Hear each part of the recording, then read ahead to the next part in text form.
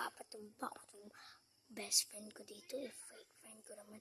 Kailangan mapatumba siya ngayon. Ayoko na mapagkita yung mukha niya. Daddy, ano nga yung spots ko?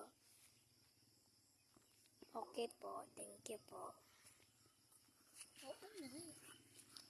Alam mo, isang pitik ko lang, tumbak na. Pipitik ko pa lang, tumbak ka na. Alam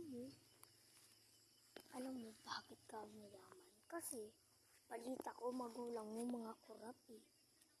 Siya yung nagkawat sa tubig dito sa Pinas. Pang ano yun? Ano nga yun? Saan ba yung galing ng Chanel bag? Yung Chanel bag ko? Oo. Siyempre. Dahil alam kong kurap ang iyong ipay. Kaya, Pairam ng Chanel bag mo, may ambag ako dito, bag. Teka. Di ka nga dito. Di ganang Chanel ko bag yan. Tali pa yan. Ito ganyan, be. Huwag ganyan. Ano yun ba yun? Sikat ka na sa social media.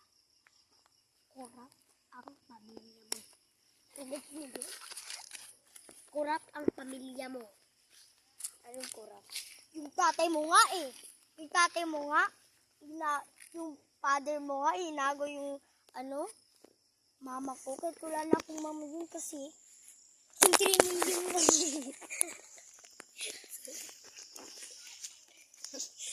Wala yun. Yung 3 million nga. Yung 3 trillion nga. Kinawat ng lolo mo. Sino bang nagnakaw sa akin? 15 billion. Kitang-kita sa CCTV phone ko na ikaw yung Ikaw, murang, yun naman ko yung sinabi mo kanina. Yung, anong smarts mo nga? I think artist. Anis ka? Nagtayo yung taekwondo ba eh? Taekwondo?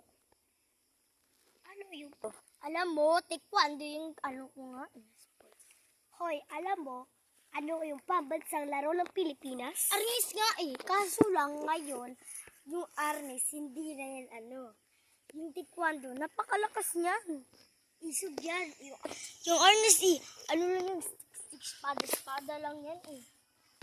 Ano ngayon? At least, Kasi yan yung pambansang laro kasi yung pambansang laro kasi ginaya nila yung lapu-lapu streak ni lapu-lapu yung away-away ni lapu-lapu ginaya lang eh. kaya yung pambansang laro ng Pilipinas dahil pinapakita ko ang kulturang Pilipino dito sa bansa. Okay? Ikaw, pilosopo ka eh.